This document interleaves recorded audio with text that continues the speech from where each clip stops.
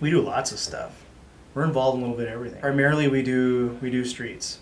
I mean, that's kind of our bread and butter. Major street projects. That's usually what we have our hands in. So our chip seals, our microsurface, our mill and overlays, our street reconstructions.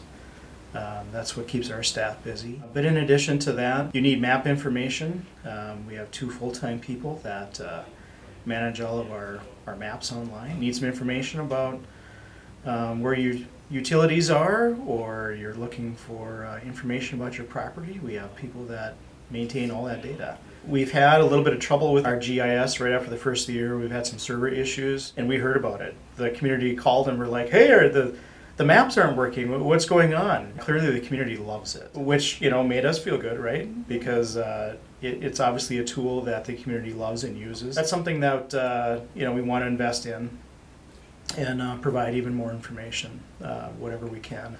We also have people on our staff that help with floodplain data. Helps us stay compliant with a program called our Community Rating System. Currently we're a Class 6 community, which is quite an accomplishment. We're one of the highest rated communities in the state of North Dakota, which entitles all of our citizens to a 20% premium reduction in their flood insurance policies. So yeah, that's saved our community millions of dollars. We started out as a Class 9 community, and over the years, basically it's a point system. So you implement programs and initiatives, and eventually you accumulate enough points to jump up in classes. And you can get all the way up to a Class 1. There's very few Class 1s, if any, in the country. And so being a Class 6 community in the country it's a pretty big deal. The capital projects are more of our large-scale reconstruction type of projects. So those are projects that we're replacing the street, the utilities underneath. We're doing maybe a capacity expansion type of project. Those are programmed out generally with like a federal agency. Okay. So we're using like DOT money or something like that.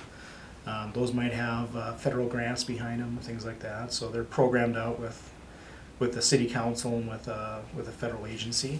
The projects that we've been talking about with chip seals and overlays and those sort of things, those are budgeted dollars from the city council. So generally the way we pay for those is with either with Hub City dollars, with sales tax dollars, a little bit of property taxes will go into those. Generally that's how we've been paying for our street maintenance. Okay. So, obviously our biggest program is pavement maintenance. So in the years past, the budget's been about $8 million in maintenance dollars, and we've used just about every penny that's been given to us by council. Typically, the majority of that money's gone towards street sealing and patching. And then the rest of it's gone towards some of the major projects like mill and overlays and reconstruction type projects. So the biggest bang for your buck is in chip sealing. That's the fresh oil, loose rock type of projects. They're lower cost. You get more touch points, is what we like to call it in streets. Your money gets stretched farther. The theory there is you're taking those pavements that are in good condition and you're protecting the surface. In our climate, the elements will wear out those pavements, right? So you have the sun and the weather that if you don't protect it, the pavement starts to break down and deteriorate. So putting that coat of oil and rock on top will protect that pavement, make it last longer. So just like anything in life, whether it's your house or your car or anything, you want to maintain and protect it as long as you can. And so that's why we do those chip seals and patches and crack sealing and those sort of things. The interesting thing about Minot compared to other cities is we do not special assess maintenance projects. So if you look at our peer cities, Bismarck, Fargo, West Fargo, Grand Forks, a lot of their projects are special assessed. In Minot, we don't do that. So that kind of sets us apart a little bit. Because we're a little bit unique in this situation, I mean, is it working?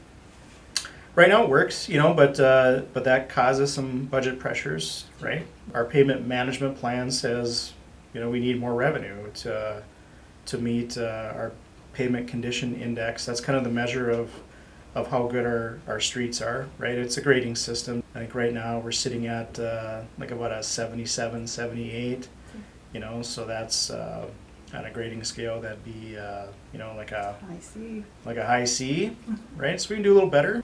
You know, everyone's kind of in the same boat. We have some streets that are better or worse than other communities. But it's all really about how do you pay for it, right? Because a street here costs about the same as the other communities. So, you know, whether you pay for that maintenance out of property taxes, you special assess it, you use sales taxes, it all costs somebody some money, right? So it's just a matter of how you pay for it. But what we do know is to try to meet our goals, where we want to be at least a PCI of 80 and above. We do need more revenue to pay for that. We know that we're going to need an increase just to meet inflation. So we have our engineers working on that right now. It's probably going to be at least $9 million, so at least $1 million increase. Probably to meet the goals of the program, we're probably going to need at least $10 million, potentially more, but we're still working on that right now. All of our projects been bid. We received good bid this year. The contractors gave us good numbers. We did have to cut back on some projects, even though we did receive good bids.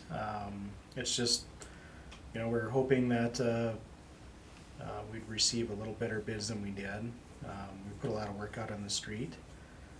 We had to reduce some scope a little bit, but we'll get started here actually in probably a couple weeks. The things we wanted to focus on for next year is trying to increase the budget for street maintenance and getting closer to what the plan says that we need for revenue, right? So the citizen survey for the last couple times here now says they want more street maintenance, right? And of course, you know, we're ready to deliver, but that does get to the budget question: is how much does council want to spend on street maintenance?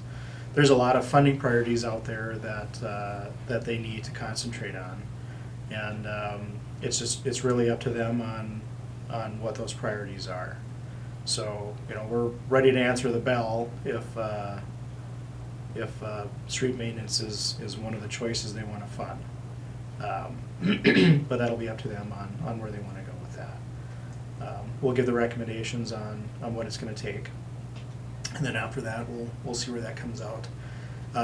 You know, sidewalk maintenance was another one where residents are, you know, they want to see more of that.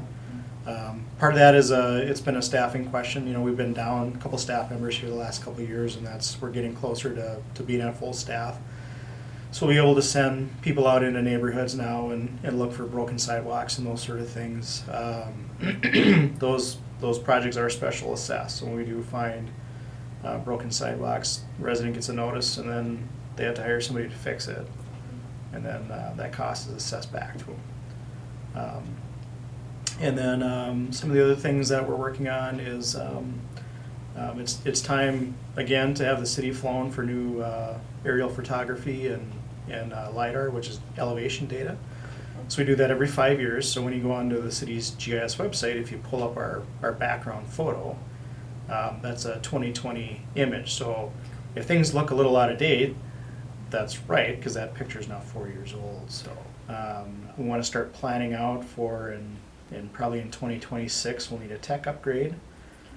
Just like with anything digital, over time, you'll need an upgrade to it and come out with new software packages, so we'll have to start planning for those sort of things. One of my biggest budget expenses in the engineering department is software.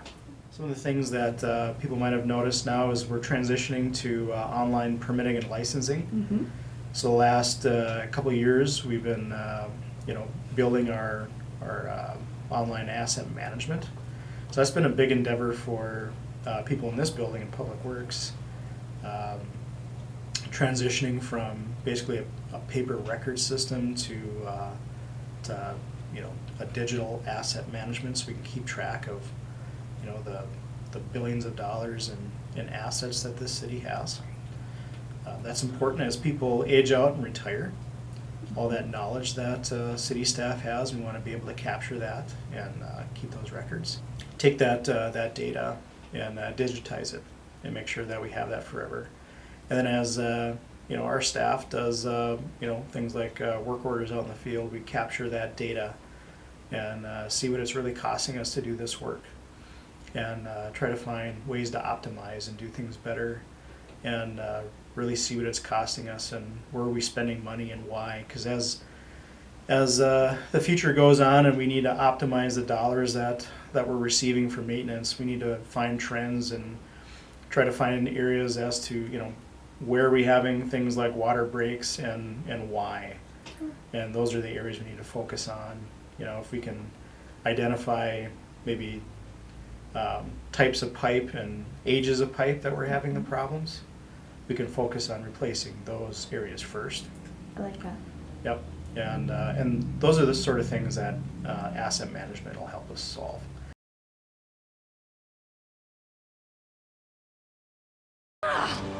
What's that? Zalab. The last of the great sky cities.